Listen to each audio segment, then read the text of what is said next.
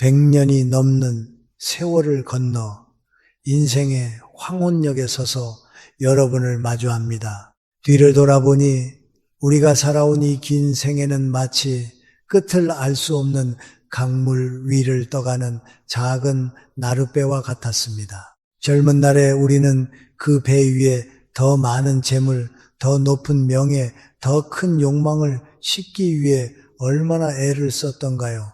하지만 100살이 넘어서야 비로소 보이는 것들이 있습니다.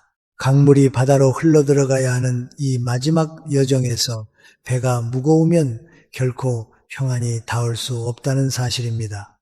인생의 해가 저무는 시간에는 짐을 더하는 것이 아니라 덜어내고 비워내는 것만이 유일한 살 길임을 이제는 뼈저리게 느낍니다.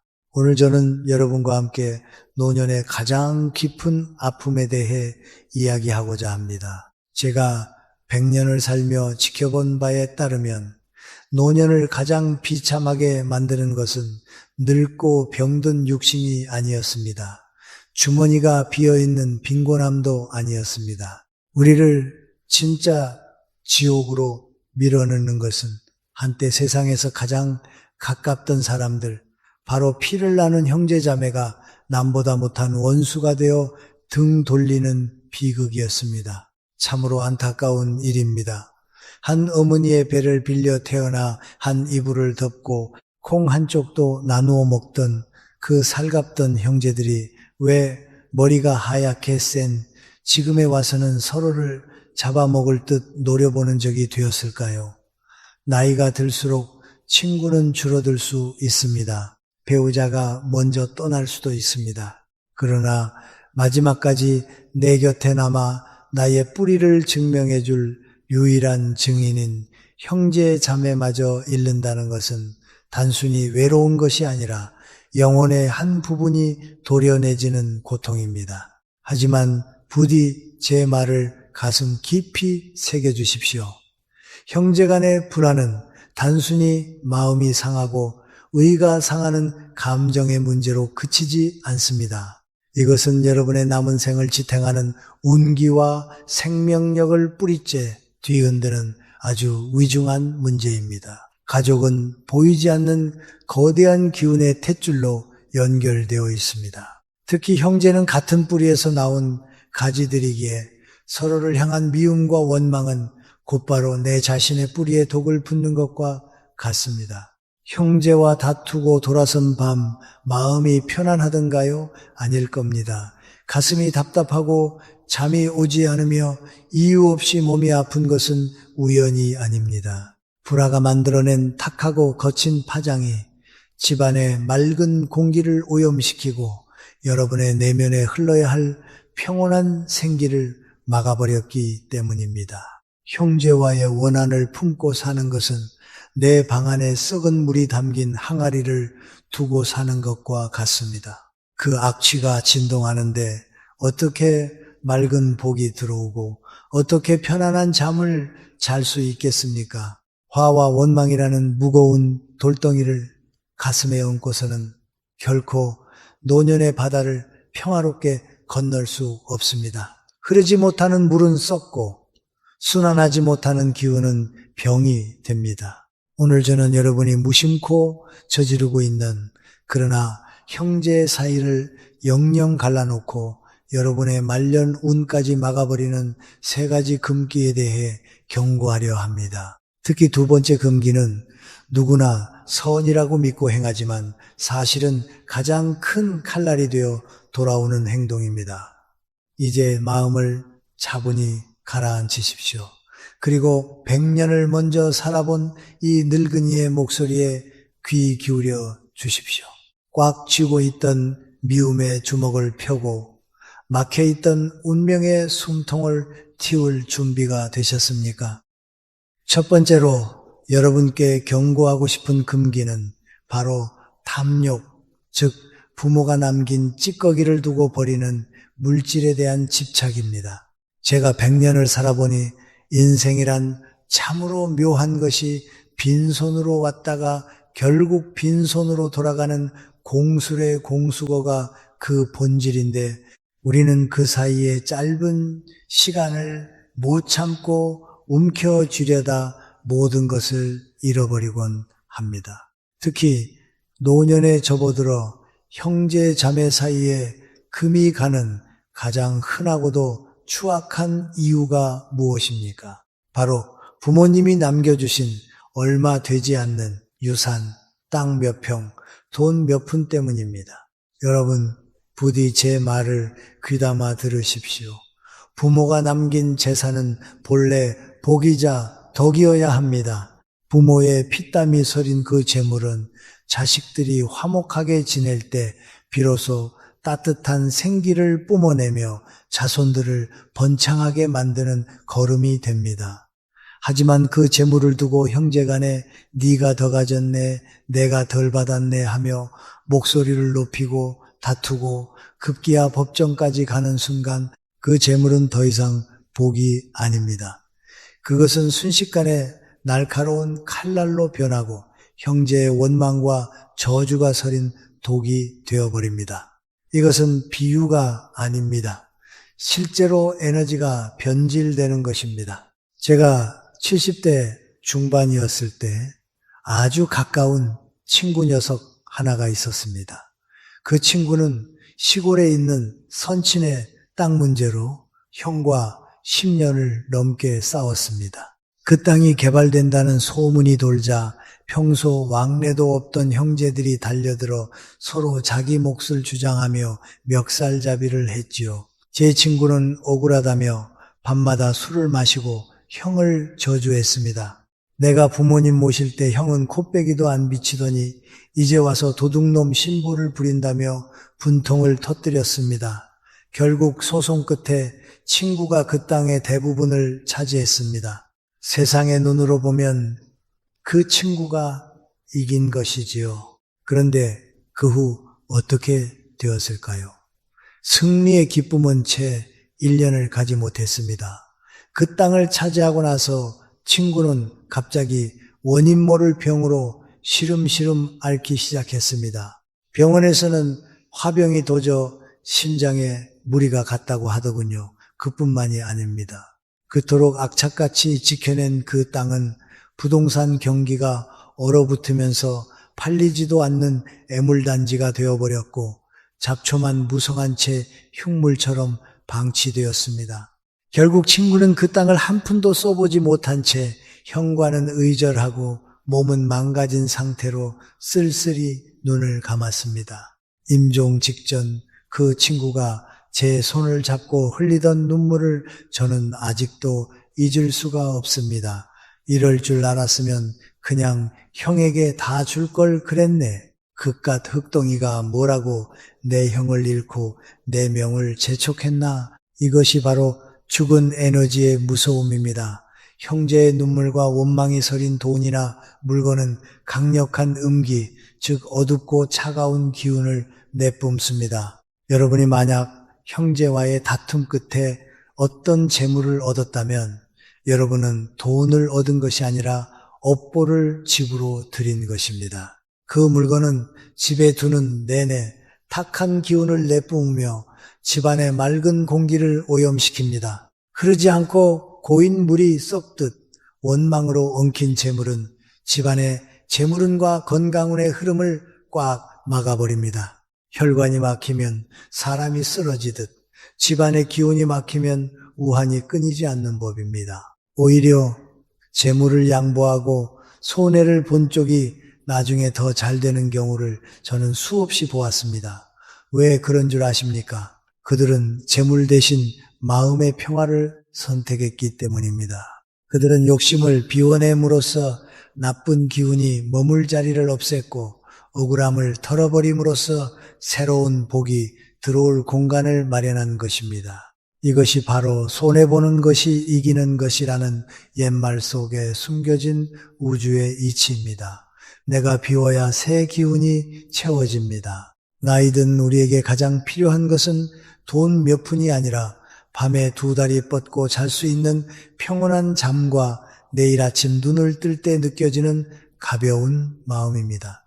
이것이야말로 돈으로 살 수 없는 최고의 노후 자산입니다. 그렇다면 구체적으로 어떻게 해야 할까요? 만약 지금 형제 자매와 유산이나 돈 문제로 다투고 있다면, 혹은 과거의 그런 일로 여전히 마음속에 응어리가 남아있다면 오늘부로 그 끈을 놓으십시오. 상대방이 욕심을 부립니까? 억울해서 미칠 것 같습니까? 그럴 때 이렇게 생각하십시오. 저 사람이 지금 독이 든 사과를 먹으려 하는구나. 그리고 그 독을 피한 자신을 다행으로 여기십시오. 싸워서 쟁취하려 하지 말고 차라리 그래, 네가 다 가져라. 나는 내 마음의 평화를 갖겠다라고 선언하십시오. 이것은 패배가 아닙니다. 이것은 썩은 동아줄을 잘라내고 내 영혼을 보호하는 가장 적극적이고 지혜로운 방어입니다. 여러분의 노년은 황금보다 귀합니다. 그 귀한 시간을 고작 썩어 없어질 물질 때문에 미움으로 채우지 마십시오. 움켜쥐면 옘수록 손가락 사이로 빠져나가는 것이 모래알 같은 재물이고, 펴면 펼수록 넓어지는 것이 마음의 품입니다. 형제에게 재물을 던져주고 여러분은 생명을 얻으십시오. 그것이 100년을 살아본 제가 여러분께 드리는 간곡한 부탁입니다. 물질을 잃는 것은 찰나의 아픔이지만 형제를 잃고 마음의 지옥에 갇히는 것은 영원한 고통이기 때문입니다.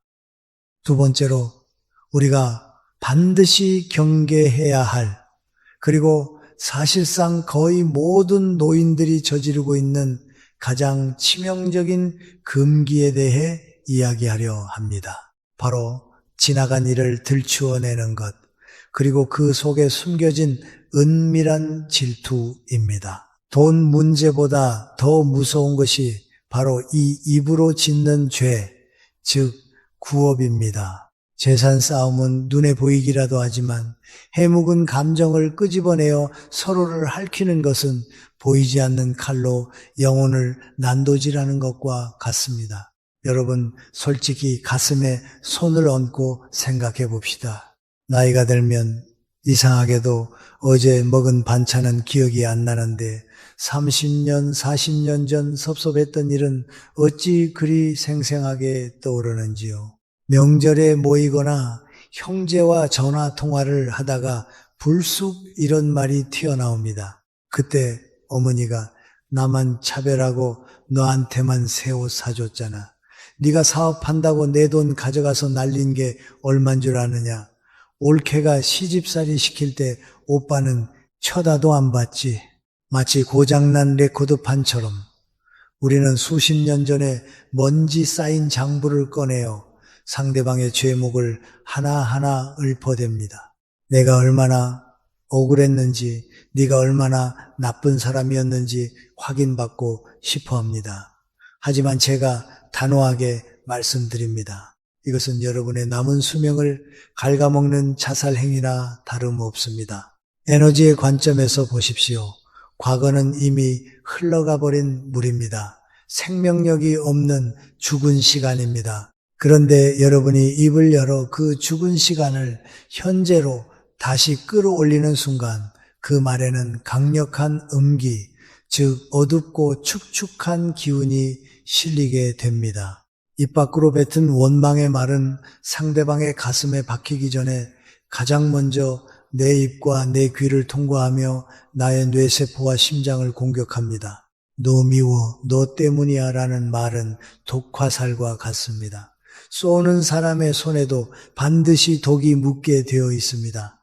제가 아는 지인 중에 평생을 형에 대한 원망으로 사신 분이 있었습니다. 그분의 형은 젊은 시절 동생의 학비를 도박으로 날린 적이 있었지요. 물론 큰 잘못입니다. 하지만 형은 그 후 평생을 동생에게 속죄하는 마음으로 살았습니다. 그러나 동생은 칠순이 넘어서도 술만 마시면 그 이야기를 꺼냈습니다. 내 인생이 꼬인 건 다 형 때문이야. 형이 늙고 병들어 사과를 해도 동생은 그 사과를 받아주지 않고 비웃었습니다. 결국 어떻게 되었을까요? 형이 먼저 세상을 떠났습니다.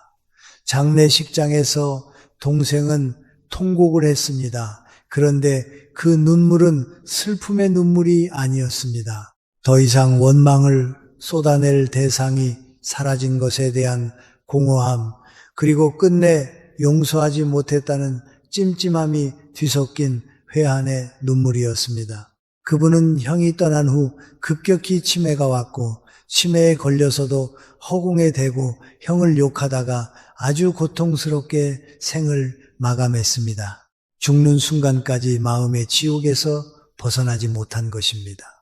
과거라는 무거운 돌덩이를 가슴에 품고 사느라 현재의 햇살을 한 번도 제대로 누리지 못한 것입니다.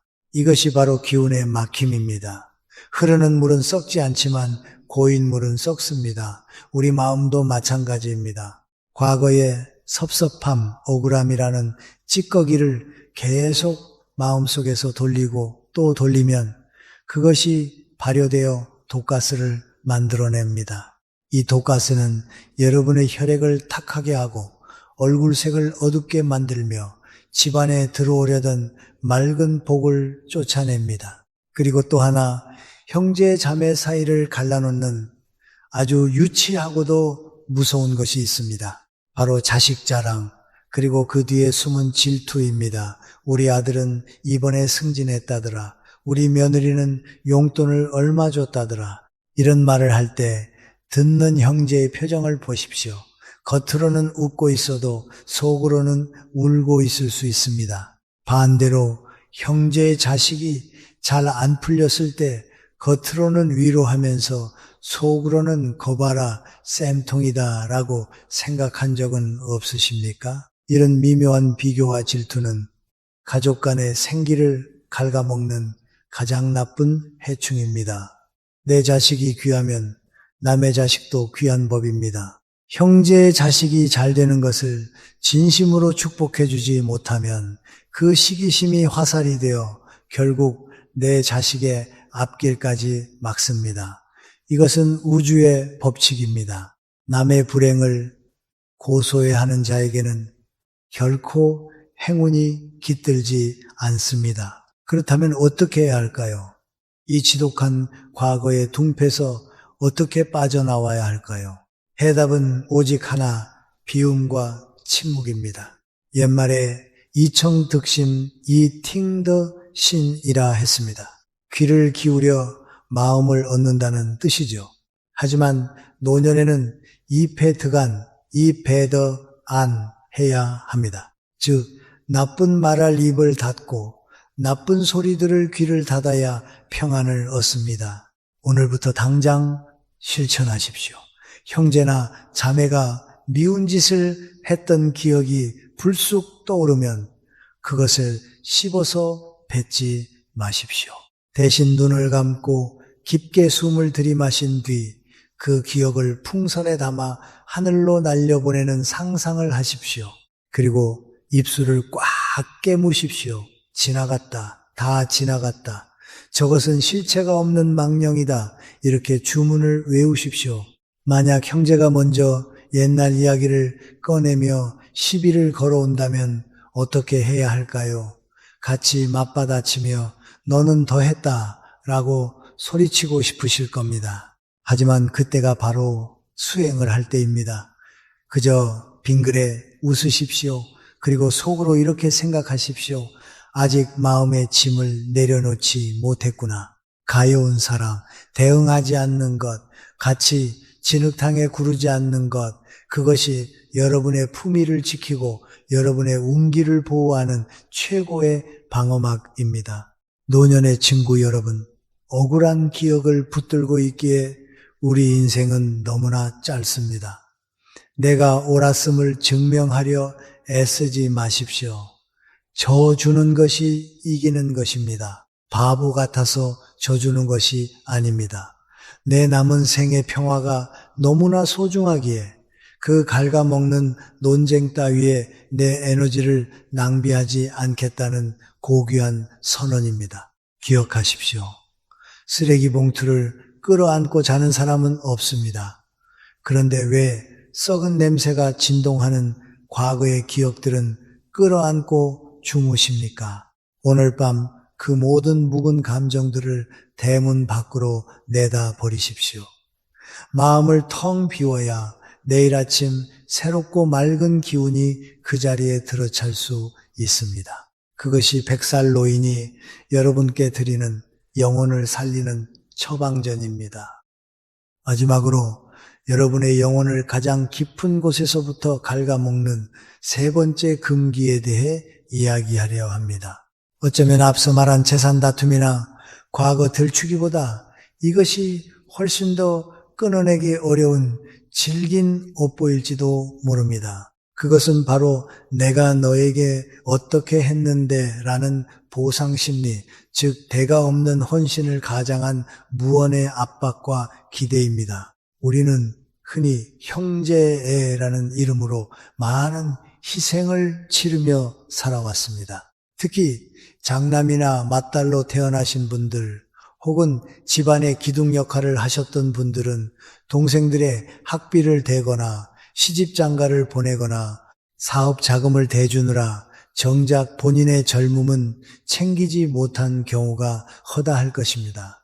100년을 살아온 저 역시 그 시대를 건너왔기에 그 노고와 눈물을 누구보다 잘 압니다. 여러분은 참으로 치열하게 그리고 훌륭하게 살아오셨습니다. 그러나 여러분, 그 숭고했던 희생이 노년에 이르러 가장 날카로운 비수가 되어 여러분의 가슴을 찌르고 있다는 사실을 아십니까? 나이가 들면 우리는 무의식적으로 채권자가 됩니다. 마음속에 보이지 않는 장부를 하나 끼고 살지요. 내가 너 공부시킬 때 쓴 돈이 얼마인데, 네가 아플 때 내가 밤새 간호해 줬는데, 우리는 입 밖으로 내든 내지 않든 동생들이 혹은 도움을 받은 형제들이 알아서 내 마음을 헤아려주고 깍듯이 모시며 물질적으로나 정서적으로 갚아주기를 은근히 기대합니다. 하지만 바로 이 기대가 지옥의 문을 여는 열쇠입니다. 우주의 에너지 법칙에서 볼 때 기대는 가장 무거운 족쇄입니다. 누군가에게 무언가를 바라는 순간 나의 행복과 평온의 주도권은 내가 아닌 상대방에게 넘어가 버립니다. 동생이 전화를 자주 하면 기분이 좋고 명절에 선물이 약소하면 화가 납니다. 이것은 내 영혼의 주인이 내가 아니라 남이 되었다는 뜻입니다. 나의 기해야가 상대의 반응에 따라 요동치니 마음이 쉴 곳이 없고 늘 불안하며 섭섭함이 가득 찹니다. 기대는 흐르지 못하고 끈적하게 달라붙는 탁기 조개입니다. 여러분이 형제에게 내가 너를 어떻게 키웠는데 라는 눈빛을 보내는 순간 상대방은 그것을 무거운 빚으로 느낍니다. 사랑이 아니라 갚아야 할 부채가 되는 것입니다. 빚쟁이를 좋아할 사람은 세상에 아무도 없습니다. 자꾸만 대가를 바라는 눈빛을 보내면 상대방은 본능적으로 부담감을 느끼고 여러분을 피하게 됩니다. 그러면 여러분은 배은망덕하다, 머리 검은 짐승은 거두는 게 아니다 라며 분노하겠죠. 이것은 악순환입니다. 여러분이 뿜어내는 요구하는 에너지가 상대방을 밀어내고 그로 인해 생긴 고립이 다시 여러분을 외롭게 만드는 것입니다. 자연의 이치를 보십시오. 물은 위에서 아래로 흐릅니다. 이것이 순리입니다. 부모의 사랑이 자식에게 흐르고 형님의 사랑이 아우에게 흐르는 것은 자연스러운 내리사랑입니다. 하지만 그 물을 억지로 거슬러 다시 위로 올리려 하면 어떻게 됩니까? 강물은 역류하고 둑은 터집니다. 홍수가 나고 모든 것이 파괴됩니다. 형제간의 도리도 마찬가지입니다. 여러분이 베푼 것은 흘러간 물입니다. 그것은 동생들을 적시고 그들의 자식들을 키우는 데 쓰였으면 그것으로 족한 것입니다. 그것이 다시 나에게로 돌아와 나의 노년을 책임져 주기를 바라는 것은 이미 바다로 간 강물에게 다시 산으로 돌아오라고 호통치는 것과 같습니다. 불가능한 일을 바라는 것, 그것이 바로 고통의 시작입니다. 제가 아는 어느 80대 노신사의 이야기를 해드리지요. 그는 젊은 시절 자신의 집을 팔아 동생의 사업 자금을 대주었습니다. 다행히 동생은 크게 성공하여 재벌 소리를 듣게 되었지요. 형님은 내심 동생이 자신의 노후를 호화롭게 챙겨줄 것이라 기대했습니다. 하지만 동생은 명절에 과일 상자나 보내올 뿐 형이 기대한 만큼의 보답을 하지 않았습니다. 형님은 화병이 나서 자리에 누웠습니다.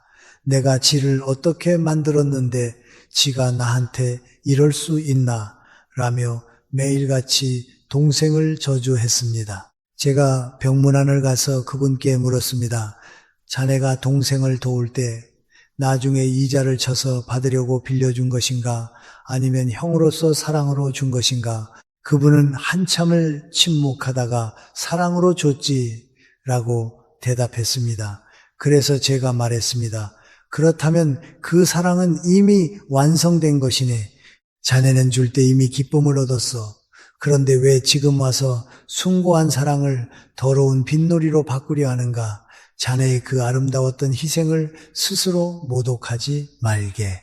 사랑하는 노년에 벗들이여 진정한 어른의 모습은 무엇일까요? 그것은 바라지 않는 마음에서 나옵니다. 우리가 노년에 가져야 할 최고의 덕목은 자족 지주과 독립입니다.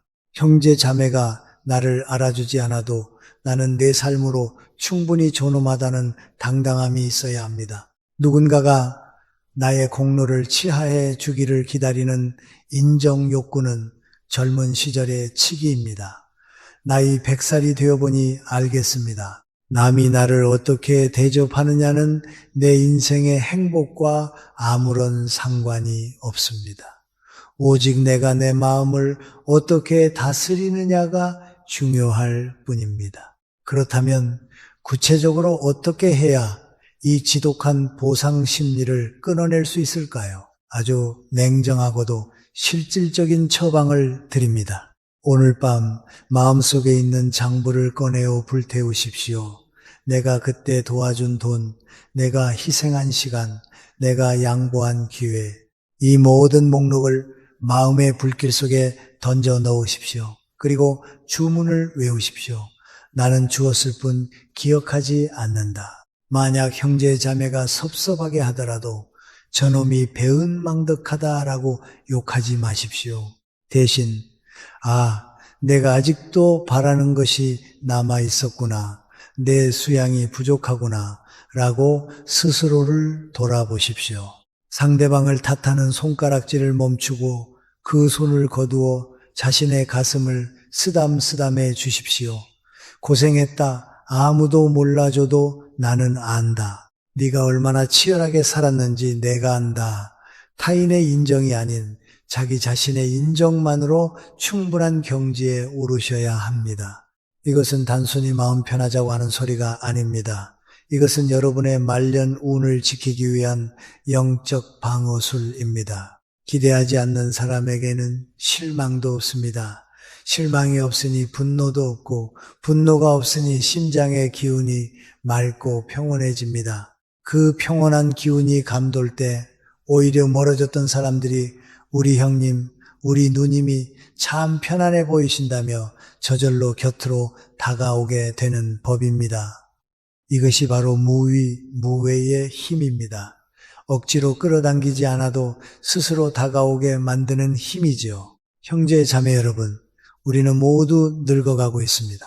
이제 누군가의 형, 누군가의 오빠라는 역할극에서 내려올 시간입니다. 무거운 짐을 진 가장의 역할도 이제는 벗어 던지십시오. 그리고 그저 하나의 자유로운 영혼으로 돌아가십시오. 도움을 주었다면 그것은 선물입니다. 선물은 주는 순간 내 손을 떠난 것입니다. 받은 사람이 그것을 쓰레기통에 버리든 귀하게 쓰든 그것은 그 사람의 몫입니다. 내 손을 떠난 것에 대해 왈가왈부하는 것은 집착입니다. 오늘부터 연습하십시오. 거울을 보고 말하십시오. 나는 아무것도 바라지 않는다. 그래서 나는 자유롭다. 이 선언이 여러분을 고통스러운 인간관계의 사슬에서 풀어줄 것입니다. 기대가 사라진 자리에 비로소 진정한 평화가 깃들 것입니다. 부디 남은 생은 남을 원망하는 시간이 아니라 나 자신을 사랑하고 보듬어주는 시간으로 채우시기를 간곡히 바랍니다. 사랑하는 노년의 번님들, 이제 긴 이야기의 끝을 맺으려 합니다. 우리는 오늘 형제자매라는 가장 가까운 인연이 어떻게 노년의 가장 큰 아픔이 될 수 있는지, 그리고 그 아픔을 어떻게 넘어서야 하는지에 대해 깊이 나누었습니다. 100년이라는 긴 시간을 건너와 보니 인생은 참으로 긴 기차 여행과도 같다는 생각이 듭니다. 형제자매는 우리가 기차를 처음 탔던 유년의 간이역에서 함께 올랐던 승객들입니다. 창밖의 풍경을 보며 함께 웃고 도시락을 나눠 먹으며 싸우기도 했던 내 인생 초반부의 가장 소중한 동반자들임은 틀림없습니다. 하지만 여러분, 냉정하게 그리고 담담하게 받아들이셔야 할 진실이 하나 있습니다. 그 어떤 동반자도 종착역까지 내 손을 잡고 함께 내려줄 수는 없다는 사실입니다. 기차는 달리고 사람들은 각자의 목적지에서 내립니다. 부모님이 먼저 내리셨고 배우자도 언젠가는 내리게 되며 형제자매 또한 각자의 짐을 챙겨 떠나가야 할 사람들입니다.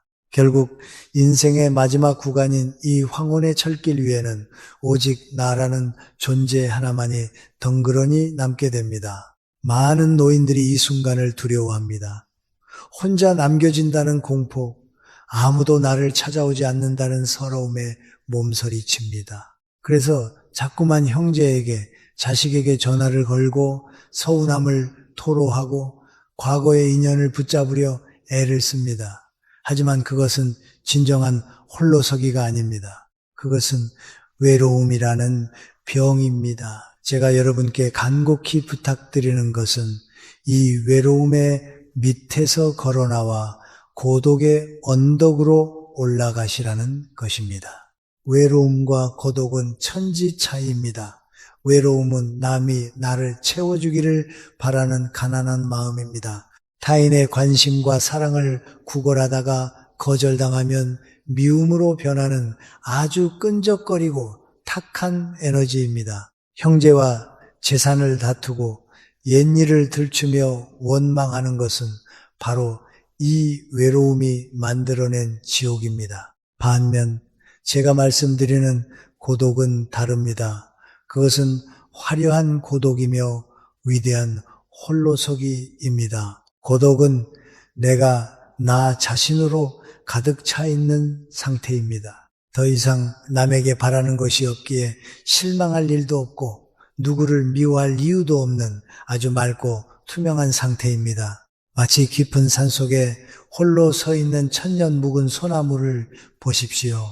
그 소나무가 외로워 보입니까? 아닙니다. 그 고요함 속에는 우주의 기운이 가득 차 있고 바람의 노래가 깃들어 있으며 스스로 충만한 생명력이 넘쳐 흐릅니다.